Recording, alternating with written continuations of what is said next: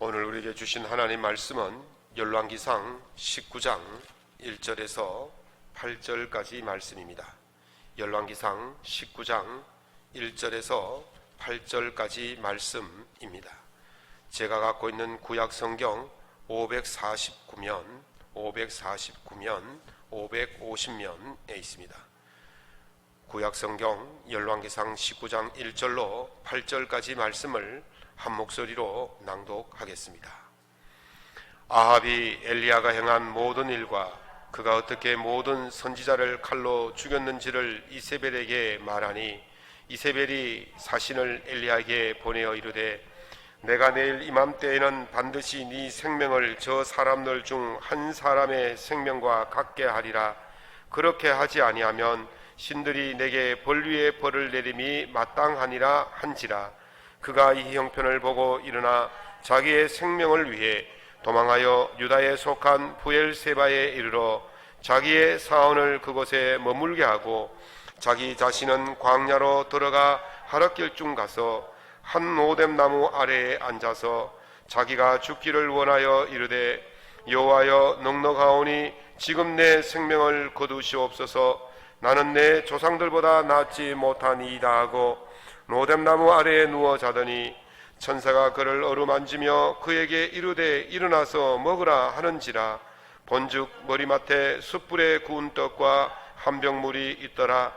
이에 먹고 마시고 다시 누웠더니 여호와의 천사가 또다시 와서 어루만지며 이르되, 일어나 먹으라. 네가 갈 길을 다 가지 못할까 하노라 하는지라. 이에 일어나 먹고 마시고 그 음식물에 힘을 의지하여 40주 40야를 가서 하나님의 산 호렙에 이르니라. 아멘. 하나님께서는 여러분을 사랑하실 줄로 믿습니다. 오늘 본문의 말씀을 가지고 위기 순간의 상책이라는 제목으로 하나님 말씀의 은혜를 함께 나누고자 합니다. 오래전에 인터넷에서 한국인 고문하는 방법이란 글이 나돌아다닌 적이 있습니다. 상위 3개를 소개하면 이렇습니다. 첫 번째는 인터넷 속도를 10mbps로 낮춘다, 떨어뜨린다, 그렇게 이야기를 했어요. 이게 무슨 말이냐면 요즘 기가 시대 아닙니까? 속도가 엄청나게 빨라졌어요. 몇 년 전보다 이 속도라는 것이 1억 배, 1조 배까지 빨라졌어요. 쉽게 말하면 제트기를 타고 다니는 사람 보고 세발 자전거를 타고 다니라 그러면 그 사람이 얼마나 힘들어 하겠습니까? 이게 고문이라는 거예요. 그렇게 빠른 속도로 사는 사람에게 느릿느릿하게 살도록 그렇게 만들어버리면 힘들어 못 산다는 것이죠. 두 번째는 차가 완전히 정차한 뒤에 차에서 내리게 하는 것입니다. 다 차가 정차해야 되지만 보통 보면 차가 정차할 때 버스가, 기차가, 비행기가 서기도 전에 사람들이 자리에 일어나서 물건을 내리고 막 통로로 나오고 그러지 않습니까? 그런데 차가 완전히 정차하기 전까지는 사람들에게 자리에서 일어나지 못하도록 붙들어 둔다는 거예요. 그러면 그냥 못 견딘다는 거죠. 그게 고문이라는 거예요. 세 번째는 엘리베이터 탈 때에 엘리베이터 닫힌 문 버튼을 없애버린다는 거예요. 보통 엘리베이터를 타면 약 한 3초 정도 있으면 문이 자동으로 닫힙니다. 그런데 한국 사람들은 그 3초를 기다리지 못해서 타자마자 그냥 버튼을 막 눌린다는 거죠. 그런데 그 행동을 못하게 버튼을 없애버리면 3초를 못 기다려서 거의 미친다는 거예요. 이게 고문이라는 거예요. 이 모든 세 가지를 제가 예를 들어서 말씀했습니다마는 이 세 가지 모두가 속도에 관한 것 아닙니까? 속도에 관한 것, 빠르게 사는 것. 몇 년 전만 해도 한국인에게는 느긋함, 여유로움, 한가함 이런 단어는요 사치에 불과했습니다. 별 보고 나가서 달 보고 들어오는, 그렇게 열심히 살아야 잘 산다고 그런 칭찬하던 시대가 우리에게 있었습니다. 우리가 그런 것을 일 중독인 줄 몰랐어요. 워커홀릭이라고 하잖아요. 홀릭이란 말은 중독이란 말이에요. 어디 빠졌다는 말이에요. 그래, 일에 빠지면 사람이 헤어날 수 없게 된다는 것이죠. 한 아내가 이혼 소송을 냈습니다. 재판장이 왜 그러냐 물었더니 이 부인이 하는 말이 남편이 일거리를 자꾸 집에 가지고 들어와서 밤늦게까지 일을 한다는 것이에요. 그래서 아니 남편이 가정을 살리기 위해서 자녀를 키우기 위해서 그렇게 열심히 일하는 것이 그래 뭐 그래 나쁘냐 그랬더니 남편의 직업이 장의사랍니다. 그 장의사 일을 집에 와서 하니까 부인이 얼마나 두렵고 공포스럽겠습니까? 일만 된다면 돈만 된다면 뭐 낮이고 밤이고 일터고 직장이고 가정이고 가리지 않고 그렇게 일하던 시절이 있었다는 것이죠. 정말 하얗게 불을 태웠어요. 청춘을 불태웠어요. 건강을 불태웠어요. 심지어는 목숨까지 불태우면서 그렇게 했던 우리의 삶이었습니다. 그래서 한때 대한민국의 40대 50대가 과로사가 가장 많이 일어난 국가다, 그런 이야기를 들었지 않습니까?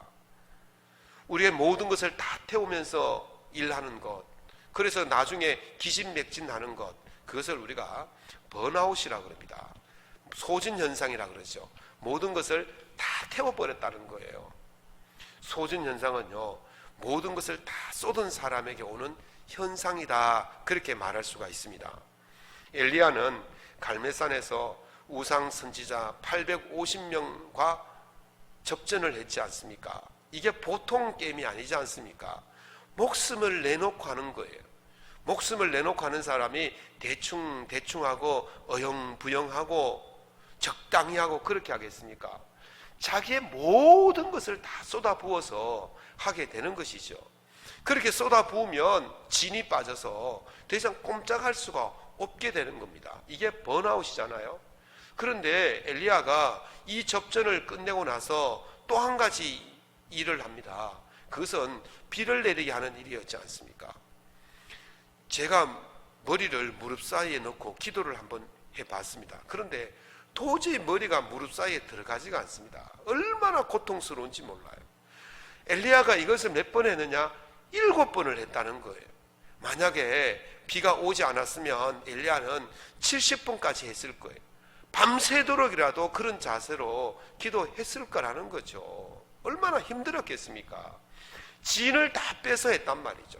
첫 번째 우상 숭배자들과 접전해서 진을 다 빼고, 두 번째 비를 내리게 하기 위해서 진을 다 뺐다는 거예요. 그 진 다 뺀 결과가 무엇이었습니까? 엘리야가 승리했지 않습니까? 하나님의 응답을 받았지 않습니까? 이제 엘리야가 정상에 섰습니다. 무엇을 해야 됩니까? 승리한 것에 대한 자축을 하고 파티를 하고 기뻐해야 되는 그런 지경에 이르렀지 않습니까? 그러면 얼마나 좋겠습니까? 그런데 엘리야 귀에 들려온 소리는 그런 소리가 아니었어요. 아합의 왕비 이세벨이 엘리야에게 사신을 보내서 경고를 합니다.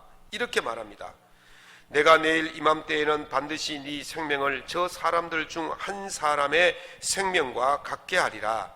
그렇게 아니하면 신들이 내게 벌 위에 벌을 내림이 마땅하니라. 저 사람들 중에 한 생명이란 말은 엘리야가 처단한 우상 숭배자들, 그 선지자들의 목숨과 너의 목숨처럼 그렇게 되겠다는 거예요. 너의 목숨을 저 죽여버린 그 사람들의 목숨처럼 너도 그렇게 만들겠다. 그렇게 지금 협박의 편지를 보낸 것이죠. 힘이 쭉 빠지는 말 아니겠습니까? 안 그래도 지금 진이 다 빠져서 힘겨운데 너를 죽이겠다는 소리를 들으면 정말 어찌할 수가 없어요. 엘리야 심경이 어떠했겠습니까? 나름대로 최선을 다해서 일을 해서 성공했다고 했는데 그걸 성공이 아니고 그것 때문에 너를 죽이겠다. 참 답답하고 절망스럽지 않을 수가 없습니다. 자기가 한 일에 대해서 칭찬하고 상 주지는 못할 망정 죽이겠다고 말하는 것 얼마나 힘들겠습니까? 이 절망의 순간에, 이 답답한 순간에 어떻게 해야 되겠습니까? 어떤 방법을 써야만이 우리가 살아날 수 있겠습니까? 도망이 상책이겠습니까? 중국의 가장 뛰어난 병법서 10개를 한데 묶은 책을 무경 십서라 그렇게 말해요. 그 10번째 책이 뭐냐면 36계라는 책이에요. 36계란 말은 36가지의 병법, 36가지의 계책이란 그런 뜻입니다. 그 중에 36번째 계책이 뭐냐면 주의상책이라는 말이 있습니다. 주자는 달아날 주자입니다. 상자는 최고의 높다 이런 뜻이고, 책자는 책량할 때, 계획할 때의 책자예요. 그러니까 최고의 방법이 뭐냐? 36번째 방법은 달아나는 것이 최고의 방법이다, 그렇게 말하는 거예요. 35번까지는 이 방법도 쓰고 저런 방법도 쓰고 발별 방법을 다 쓰지만 그게 안 먹힐 때가 있단 말이죠. 그래 해도 안 될 때는 어떻게 하느냐? 도망가라는 거예요. 엘리야가 하나님의 능력으로 불도 내리고 비도 내리게 했습니다. 그 정도면 이세벨이 항복할 줄 알았습니다. 그런데 보십시오. 이세벨이 더 강력한 메시지를 보내고 있지 않습니까? 더 강력하게 덤벼들고 있지 않습니까? 다시 말하면 엘리야가 할 만큼 했는데 이세벨이 더 강력하게 대처하고 있다는 거예요. 그래서 엘리야가 야, 여기서 더 버티다가는 내가 죽겠구나, 그렇게 생각했던 겁니다. 물론 엘리야가 이세벨을 정면으로 맞닥뜨리면 하나님께서 도와주실 거예요. 그런데 엘리야가 왜 못했느냐? 이세벨의 협박에 순간적으로 두려움을 느낀 거예요. 이 두려움을 느꼈다는 것은 순간적으로 하나님 손을 놓았다는 겁니다. 인간의 본성적인 연약함이 그대로 드러나고 있습니다. 예수님께서 이렇게 말씀하셨죠. 인자가 올 때에 믿음을 보겠느냐, 그렇게 말씀하셨어요. 인자가 언제 옵니까? 종말 때 옵니다. 예수님이 다시 오실 때는 종말이에요. 그 종말 때 현상을 마태복음 24장에 보면 자세하게 설명이 나왔어요. 종말 때 어떤 일입니까? 고난과 환난이 온다는 거예요. 고난과 환난이 올 때 사람들이 그 믿음을 지키겠느냐는 것, 이 말이거든요. 사람은요, 환난이 오고 고난이 오면요, 자기 가졌던 믿음을 버리는 것이 태반입니다. 다시 말씀드리면 엄청난 재난 앞에서, 엄청난 환난 앞에서 우리의 믿음이 얼마나 견고하느냐, 이 말씀을 하고 있는 것이죠. 재난 앞에서, 고난 앞에서 우리의 믿음이 얼마나 허무한가를 보여주고 있습니다. 우리 믿음이 얼마나 환경에 취약한가를 말씀하고 계시는 것이죠. 엘리야가 바로 그 순간을 맞고 있습니다. 3절에 이렇게 표현합니다. 엘리야가 이 형편을 보고 일어나, 그렇게 말합니다. 형편을 봤다는 말은요, 환경을 봤다는 말입니다. 환경을 보니까 이세벨에 맞서서는 도저히 생명을 보존할 수 있을 것 같지 않으니까 엘리야가 냅다 도망을 간 거예요. 예수님이 잡히시던 날 밤에 베드로가 예수님을 3번이나 모른다고 부인했지 않습니까? 조금 전까지 예수님이 행하신 일들을 옆에서 지켜보았던 사람이에요. 기적과 이적을 베풀었지 않습니까? 5,000명을 먹이고 7,000명을 먹였지 않습니까? 병든 자를 치유하고 또 죽은 자를 살리셨던 분 아닙니까? 종교 지도자들과 대적해서 그들을 꼼짝도 못하게 그들을 누르셨던 분 아닙니까? 주님은요, 엄청난 능력을 가지셨던 분이, 그걸 베드로가 옆에서 똑똑히 지켜봤어요. 그런데 지금 베드로가 예수님을 3번이나 모른다고 부인하고 있지 않습니까? 왜 그렇습니까? 무엇을 보았습니까? 잡히신 예수님을 본 거예요. 묶이신 예수님을 본 거예요. 끌려가신 예수님을 본 거예요. 예수님을 본 게 아니라 예수님이 주위에 있는 그 환경을 본 거예요. 그 환경을 보니까 도저히 예수님을 믿는다고 말하면 살아날 수 있을 것 같지가 않았던 것이죠. 그래서 살기 위해서 형편을 보고 예수님을 부인했던 것입니다. 광야에서 이스라엘 백성들이 어떻게 했습니까? 아침 저녁으로 만나와 메추라기가 내리고 구름 기둥과 불 기둥으로 지켜주시고, 또 어떻게 했습니까? 그들에게 반석에서 샘물이 나게 하고 못 먹는 물도 먹는 물로 바꿔주시는 그런 하나님의 기적과 이적을 날마다 체험하는 그런 사람들이었는데, 조금만 부족하면 하나님을 원망하고 불평하고 돌아서고 배역하고 도전하고 그렇지 않습니까? 무엇을 봤습니까? 하나님을 보지 않았다는 거예요. 베드로가 무엇을 봤습니까? 주님을 보지 않았다는 거예요. 환경을 봤다는 거예요. 형편을 봤다는 거예요. 환경과 형편을 보면 우리는 맞서 싸울 수가 없어요. 도망갈 수밖에 없어요. 믿음이 떨어질 수밖에 없는 것입니다. 주님을 바라보지 아니하고 환경을 바라보면 도망자 신세로 전락해 버리는 것입니다. 도망자가 되면 결코 문제를 해결할 수 있습니까? 도망자로서는 문제를 절대로 해결할 수가 없는 것입니다. 바울 사도는요, 빌립보서 4장 11절에서 13절에 어떤 환경과 형편 속에서도 그리스도 예수 안에서 모든 것을 할 수 있는 일체의 비결을 배웠다, 그렇게 말했습니다. 형편과 환경을 보면요, 바울이 어땠습니까? 얼마나 많이 두드려 맞고, 얼마나 많이 감옥에 갇히고, 얼마나 많이 위협을 받고, 얼마나 많이 고난을 받았습니까? 형편과 환경을 보면 예수의 복음을 전할 수 있는 그런 형편이 아니었어요. 환경이 아니었어요. 그런데 바울이 형편과 환경을 보지 않고 예수 그리스도를 바라본 줄로 믿습니다. 예수 그리스도를 바라본 거예요. 예수 그리스도 안에 있는 거예요. 그랬더니 그 모든 고난을 이길 수 있는 일체의 비결을 배울 수가 있었다고 말하는 것입니다. 사랑하는 성도 여러분, 도망이 상책이 아닙니다. 우리 주님을 바라보는 것이 상책인 줄로 믿습니다. 어떤 환경과 고난 속에서도 예수 그리스도를 바라보시고 승리할 수 있는 저와 여러분 될 수 있기를 예수님의 이름으로 축원합니다. 그러면 흔적을 지우는 것이 상책이 되겠습니까? 도망이란 말은 다 아시다시피 달아난다, 이런 뜻이 있지 않습니까? 도망의 한자는요, 도자는 달아날 도자고 망자는 망할 망자예요. 망자를 어디에 씁니까? 죽는다, 망했다, 이렇게 할 때 망자를 쓰는 거예요. 그런데 이 망자에는 없애다, 이런 뜻도 있습니다. 그러니까 도망이란 말은 흔적도 없이 하는 거예요. 흔적도 없이, 내가 머문 흔적도 없이, 내가 사람들에게 어디 있는지를 가르쳐 주지 않는 것, 그게 바로 도망인 거예요. 내가 달아난 곳을 사람들이 알면 잡으러 오겠죠.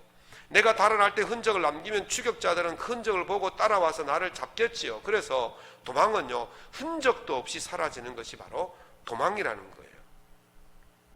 한 번은요, 교회에 건강한 남자 4명이 찾아왔어요. 제가요, 그래도요, 한때요, 놀아본 몸으로서 한두 명 정도면 어떻게 해볼 것 같은데, 건장한 장정 4명이 갑자기 찾아오니까 제가 얼마나 긴장했겠습니까? 근데 그 중에 제일 연장자가 신분증을 보이면서 저희들은 모 경찰서의 형사과 형사들입니다, 그러는 거예요. 근데요, 그 말을 듣고 제가 안심을 했는데 갑자기 뒷머리가 쭈삐 쓰고 머리가 복잡해지고 등에 땀이 흐르고 손에 땀이 흐르고 막 입술이 타들어가고 막 바짝바짝 긴장이 되는 거예요. 이게 뭐지? 내가 무슨 잘못을 했지? 저 사람들 날 잡으러 왔나? 막 그런 생각이 드는 거예요. 여러분들 경찰서에서 출두 통지서가 오면 잘못이 없어도 막 얼마나 두렵습니까? 차를 몰고 가다가도 저기 경찰관만 서 있어도 조심스럽게 되지 않습니까?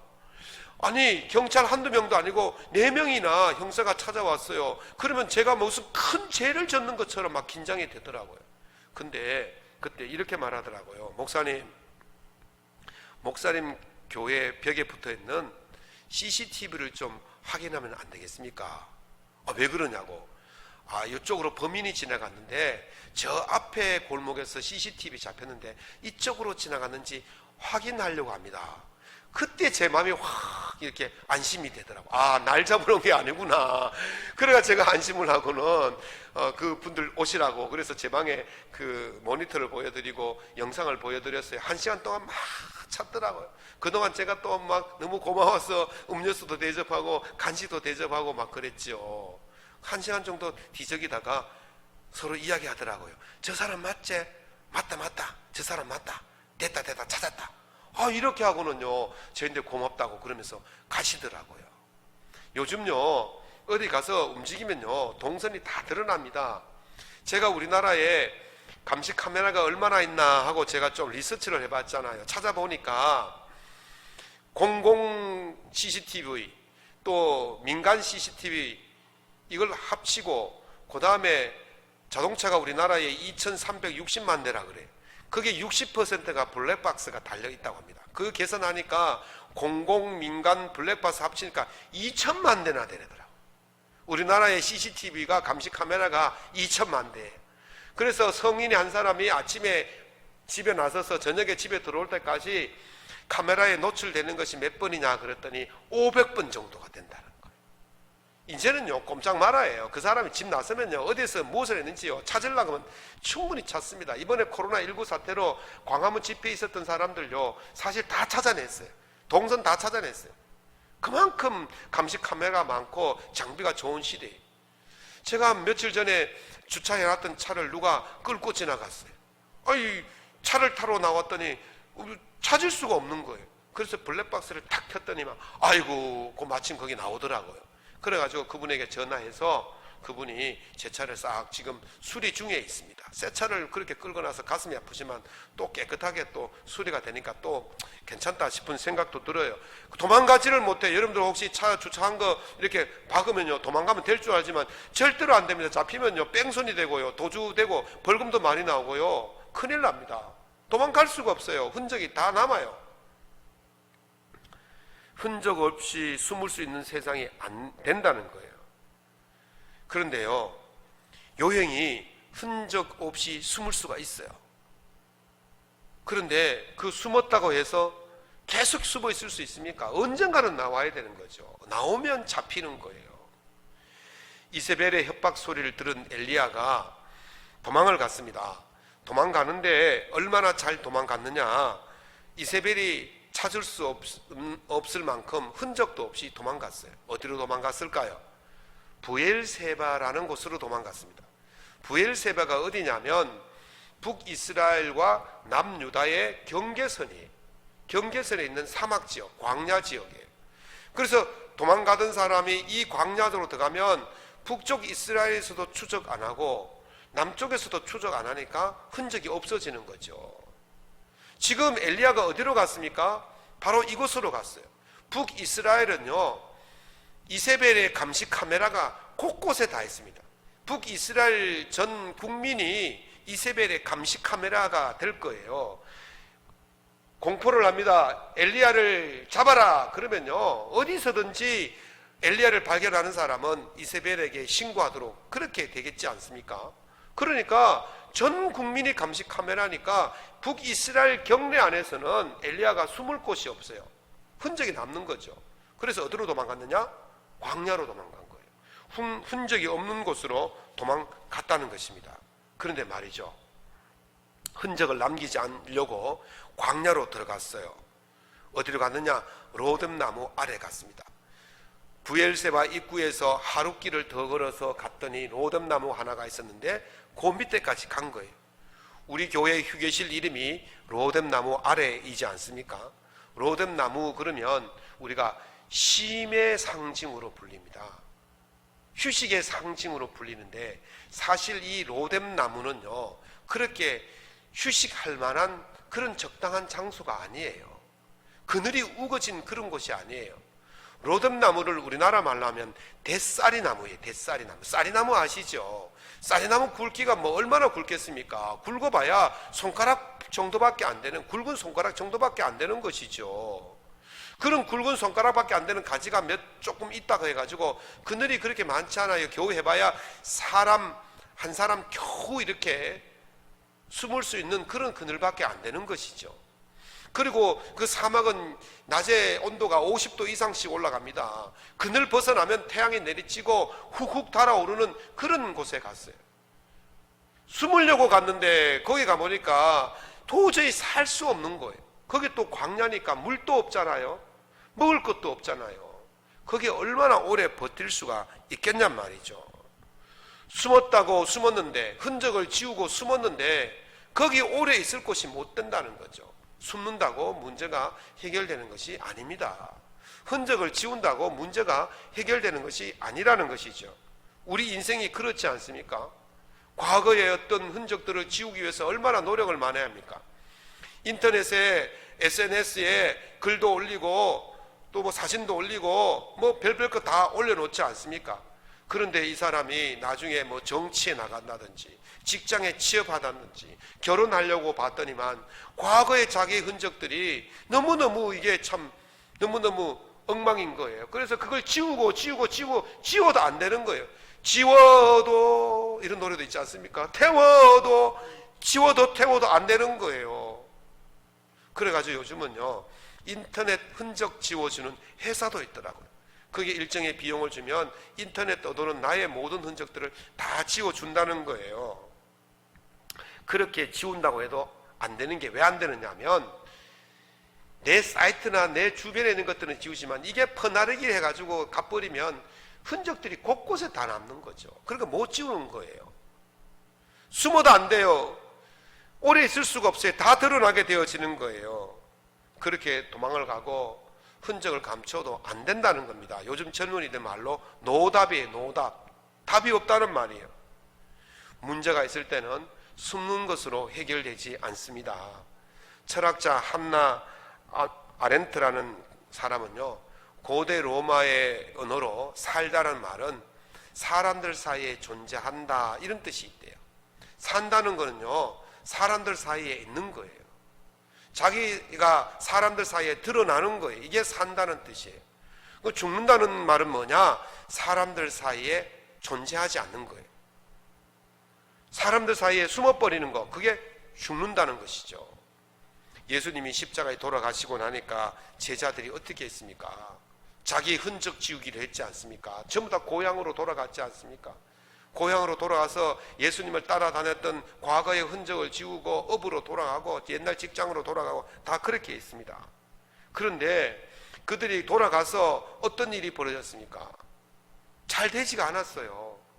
평소에 잘하던 그 일들이 안 되었어요. 고기를 밤새도록 잡았는데 고기도 못 잡았어요. 문제 해결이 안 되는 거예요. 언제 해결되었습니까?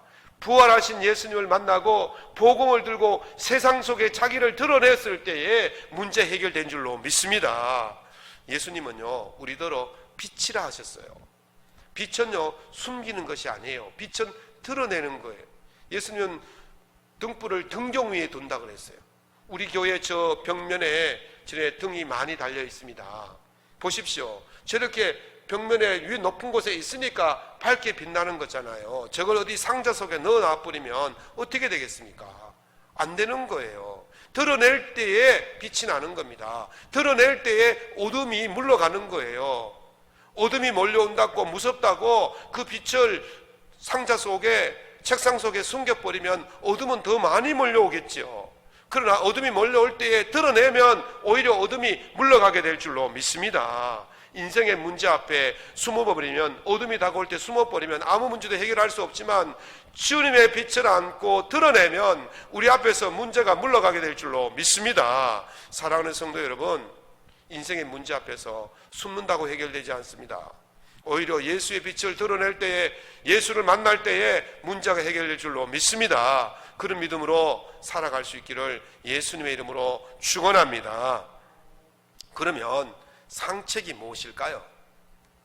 원점으로 돌아가는 것이 상책입니다. 엘리야가 왜 하필 광야로 도망갔습니까? 3절을 보면 엘리야가 자기의 생명을 위해서 도망갔다 그랬어요. 다시 말하면 살기 위해서 갔다는 거예요. 살기 위해서. 그런데요, 그 로뎀나무 아래, 브엘세바 로뎀나무 아래가 살려고 간 장소인데 형편을 보십시오. 물도 없어요. 먹을 것도 없어요. 그늘도 없어요. 살 수 없는 장소예요. 살려고 갔는데 사는 장소가 아니라 죽기에 딱 좋은 장소였다는 거예요. 살려고 한다면 사는 장소로 가야 되는데 왜 이 죽기에 딱 좋은 장소로 갔느냐는 것입니다. 여기에 중요한 의미가 있습니다. 열왕기상 17장 2절에서 4절에 보면 엘리야가 아합에게 내 말이 없으면 비도 이슬도 내리지 않을 것이다, 그렇게 경고하고 나서 그때 하나님께서 엘리야를 그리 시냇가로 숨겨두셨어요. 말이 뭐 시내까지 쫄쫄 흐르는 또랑물이잖아요. 거기도 광야예요. 거기 뭐가 없어요? 먹을 거 없어요. 그런데 하나님께서 그 엘리야를 그곳에 숨기시고 까마귀를 통해서 먹을 것을 공개하신 거예요. 공급하신 거죠. 살도록 해 주셨다는 거예요. 광야는요, 누구의 도움 없이는 살 수 없는 것입니다. 광야는요, 혼자서는 버틸 수 없는 거예요. 광야는요, 하나님께서 도와주셔야 살 수 있는 곳인 줄로 믿습니다. 광야가 죽을 곳처럼 보이지만 하나님이 도우시면 사는 장소예요. 엘리야가 그 그릿 시냇가에 그릿 광야에서 처음 경험한 것이 바로 하나님의 은혜였지 않습니까? 엘리야가 하나님의 은혜를 거기서 처음 경험한 거예요. 그래서 엘리야가 승승장구하던 그 모든 것들이 다 무너졌을 때 엘리야가 그걸 기억한 거예요. 하나님께서 내게 첫 번째로 주신 은혜의 장소, 하나님께서 내게 첫 번째 복을 주신 그 은혜의 장소, 그걸 기억한 거예요. 하나님의 도우심이 없으면 결코 살 수 없는 장소지만 하나님의 도우심으로 살 수 있는 장소, 그 장소, 그곳으로 돌아간 것입니다. 17장의 광야는요, 하나님이 지시하심으로 부르신 그 광야지만 19장에 오늘 나오는 광야는 자기 발로 찾아간 광야예요. 인생을 살다가 어려움을 겪을 때 어떻게 해야 됩니까? 도망도 가보고 흔적도 지어 보기도 합니다만은, 그러나 그런다고 해결되는 것이 아니지 않습니까? 그때 어떻게 해야 됩니까? 원점으로 돌아가야 돼요. 처음 하나님의 사랑을 체험한 곳, 처음 하나님의 은혜를 입은 곳, 그곳으로 돌아가야 될 줄로 믿습니다. 예수님께서 부활하신 후에 처음 만난 마리아 일행에게 말씀하시기를, 너 빨리 가서 제자들에게 갈릴리에서 만나자고 그래라. 내가 전에 말했던 그 갈릴리에서 만나자고 그래라. 그렇게 했어요. 예수님이 십자가에서 죽으셨을 때에 제자들이 다 도망을 갔지 않습니까? 그러나 갈릴리에서 예수님께서 만나자고 말씀하신 그 이유가 무엇입니까? 그것이 바로 어떤 것입니까? 제자들이 예수님을 처음 만난 것이고, 제자들이 예수님의 은혜를 처음 맛본 것이고, 제자들이 처음 예수님의 부름을 받은 곳이 그곳이에요. 내가 너희들을 처음 만났던 그곳, 은혜를 처음 느꼈던 그곳, 내가 그곳에서 너희들을 만나겠다. 이 말은 바로 원점으로 돌아오라는 것입니다. 제자들이 그곳에서 밤이 맞도록 수고했지만, 아무것도 건질 것이 없었지만, 예수님을 만났을 때에 문제가 해결된 줄로 믿습니다.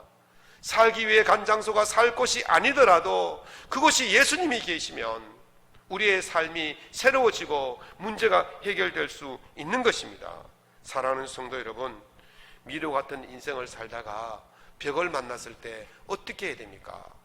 그냥 벽 앞에 우두커니 서 있는다고 해결되는 게 아니에요. 벽을 민다고 해결되는 게 아니에요. 다시 원점으로 돌아가야 되는 거예요. 처음부터 다시 시작하면 길이 보이는 거예요. 우리의 처음은 예수님을 처음 만난 날, 그날인 줄로 믿습니다. 우리의 처음은 예수님의 은혜를 주신 그날인 줄로 믿습니다. 우리의 처음은 예수님 앞에 서 있는 그날인 줄로 믿습니다. 그래서 여러분들의 삶에 미로 같은 삶, 막힌 담벼락에 있을 때 우리의 처음이신 예수님께로 돌아가서 은혜를 입을 수 있기를 예수님 이름으로 축원합니다. 그러면 그 처음으로 돌아가서 무엇을 해야 됩니까? 하나님 앞에 웅크려야 합니다.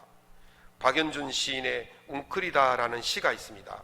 웅크리고 보호색을 띠고 있는 것들은 다 슬프다. 잠잠히 발견되지 않기를 눈을 감고 기다리는 것들, 사라졌기를 다만 바란 채 바닥보다 더 간절히 엎드리는 것들.